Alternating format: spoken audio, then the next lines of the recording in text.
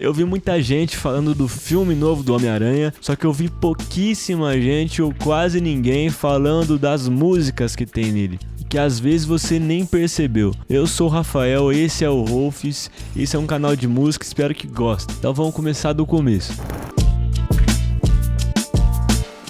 Antes dos punhados de filme que é lançado do Homem-Aranha, já tinha uma música. E ela é uma das mais famosas de heróis, só perde pro Superman e pro Batman. Eu tô falando do desenho animado de 1967. Esse desenho ele foi escrito por um cara chamado Paul Webster. Ele já tinha ganhado 3 Oscars de melhor canção e olha que esse desenho durou só 3 temporadas, hein? E essa música tá na cultura pop até hoje. E não é só história, essa música aparece toda hora em todos os filmes do Homem-Aranha, pelo menos um pedacinho dela.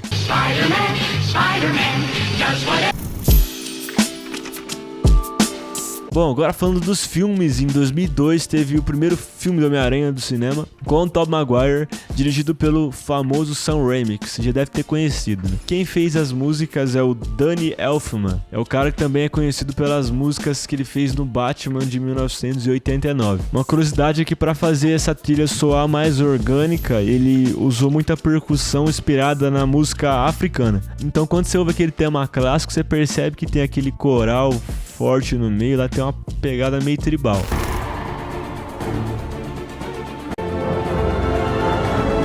Mas o grande destaque na trilogia do Sam Raimi é no Homem-Aranha 3, quando o Homem-Aranha ele tem aquele simbionte, aquele uniforme preto. Nessa época o Danny Elfman já tinha saído, então entrou outro que chama Christopher Young. E ele teve uma sacada diferente, muito boa, pra mostrar que o Peter tinha corrompido. Ele pegou o tema clássico que a gente conheceu e ele distorceu, ele deixou metálico, até mais sombrio do que normal. E foi bem nesse filme que nasceu aquele tema do Venom que você com certeza conhece.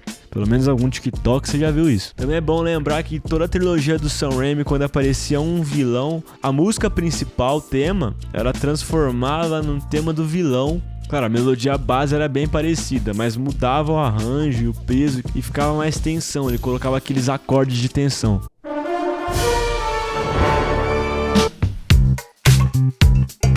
Agora em 2012 começou os filmes do Andrew Garfield, que é o novo reboot, sempre fazem reboot do Homem-Aranha, mudou o ator, a trilha também mudou. Quem assumiu agora foi o James Horner, que é o mesmo compositor do Titanic e do Avatar. Ele teve que ser convencido pelo diretor, mas no final conseguiu, e ele fez uma trilha diferente, mais triste, mais sombria, que é do Elfman. Tinha muito coral e piano naquelas partes pesadas, por exemplo, na cena do Tio Ben, quando o Tio Ben morre, você vê que tem aquela pegada do Titanic mesmo. Tio Ben! Chama uma ambulância! Bom, e no espetacular Homem-Aranha 2, o responsável pela trilha sonora foi o Hans Zimmer. Só que ele não fez sozinho, ele teve uma ideia bem diferentona. Ele montou uma espécie de banda de estúdio. Ele chamou gente de fora do cinema. Com certeza você conhece o Pharrell Williams, aquele que canta rap, ele toca bateria nessa banda. O Johnny Marr, que é o guitarrista do The Smiths, e também o guitarrista do Incubus participaram desse projeto, mas também um DJ holandês e mais 2 compositores da equipe do próprio Zimmer. Eles gravaram tudo como se fosse uma banda tocando tudo junto, ao invés daquelas orquestras gigantes que todo mundo faz, o que deu uma cara bem de balada eletrônica com bastante sintetizador. Eu vou colocar um pouquinho pra vocês verem.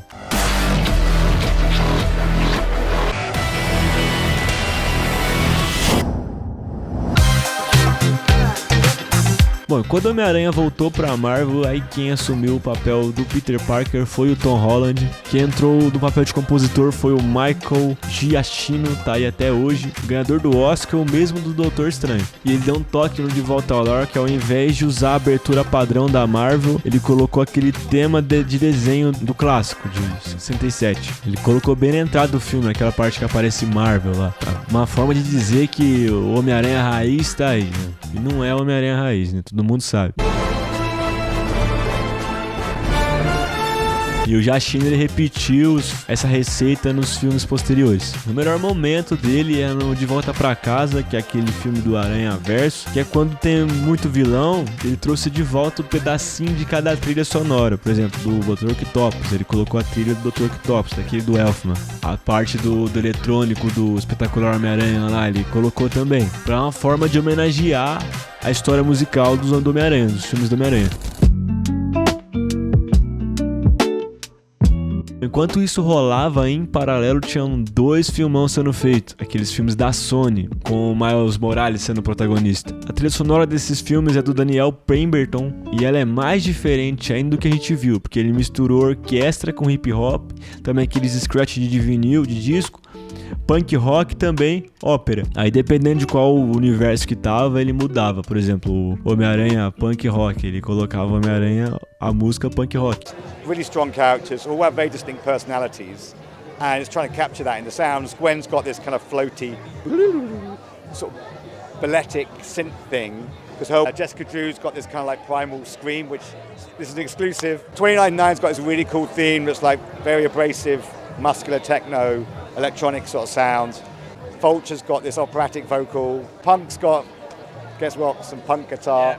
Ele também deu uma entrevista que esse filme era o único lugar que ele conseguia misturar todo esse tipo de música sem ficar estranho. E também não podia faltar o tema do clássico de 1967, também voltou para esse Aranhaverso, na abertura do filme e na cena pós-crédito. Bom, e por falar em músicas marcantes, também vou falar das músicas que bombaram no TikTok no Hells. A mais forte que teve é aquela Sunflower do Post Malone com o Swali, que é aquela do primeiro Aranhaverso, e ela acontece na abertura do filme quando o Miles Morales ele coloca o fone de ouvido. Ela chegou em primeiro lugar na Billboard. Ela ficou 33 semanas em top 10 das mais tocadas no país, dos Estados Unidos. E até hoje é uma das músicas mais streamadas do mundo. Ela passou de 4 bilhões de streams no Spotify. E ela tocou na Copa também. Tudo isso aí é puxado pelo sucesso do Homem-Aranha, pra você ver como que ele é tão influente assim. Teve também aquela Black in Black do Longe de Casa, que o Peter ele entra no avião do Homem de Ferro lá, e aí o carinha toca a playlist favorita do Tony Stark, e aí ele coloca a Black in Black. Tem até uma piadinha com o Led Zeppelin lá, aquelas brincadeirinhas da Marvel, que ficou muito famosa também, quer dizer, já é famosa, mas ficou famosa de volta pelo Homem-Aranha, tocando Black in Black. Eu amo Led Zeppelin! E agora o assunto principal, que é o Brand New Day de 2026, que é de novo com o Giacchino no comando das músicas. Já fez 4 filmes seguidos, só ele. Também teve uma entrevista que o Giacchino ele contou que ele tirou algumas notas da música principal, da tema principal, pra mostrar que o Peter ele tava perdendo algumas coisas.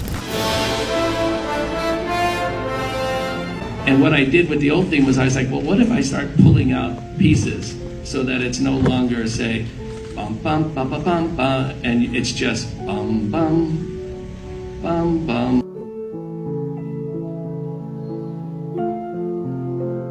I was like, that feels lonely to me. That feels sad. And I liked what it reflected in that it was taking away parts of Peter's life. You know, his friends, his family. All of those notes that were removed were the parts that were missing from him.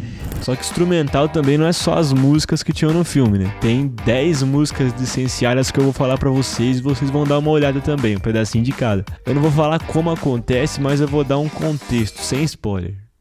Pode ficar sossegado. Tem aquela Wolf Like Me, do TV on the Radio, que é onde abre o filme na montagem, da apresentação. Tem a Dame Tu Amistad, que ela toca quando o Peter tá no telefone. Tem uma I Am Every Woman, do Chaka Khan. Ela aparece bem rápido numa cena de perseguição. Tem também a faixa Monopoly, do Monetocha, que é uma cena que ele viaja pra encontrar um contato. Também tem Tame Impala, tem uma faixa que chama Loser, do Tame Impala, quando o Peter ele encontra outra certa pessoa lá na cidade. Lógico que é tem o tema de 67 de novo, que ele toca numa parte de um aplicativo lá. Tem a Fire For You, do Canons, que ela toca numa festa. Tem a do Bad Bunny também, que chama E-O-O, toca no fone do ouvido da MJ. E por último tem a faixa do Steve Lacy, que é Oh Yeah, que ela é a última, que ela toca lá nos créditos.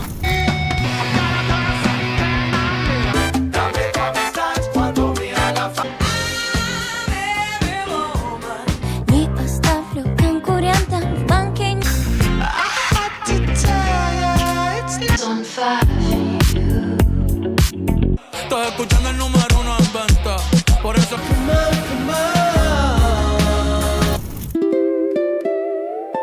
Bom, é isso, pessoal, passamos por quase todas as décadas, espero que vocês tenham gostado. Provavelmente vai faltar alguma música que eu devo ter esquecido, deve ser muito boa, então coloca aí nos comentários, ajuda eu aí. Também, se vocês gostaram desse vídeo, quer que eu faça mais, curte, se inscreve no canal. E é isso aí, pessoal, comenta aí também novos tipos de vídeo, recomendação de vídeo, e é isso aí, até mais, falou, até!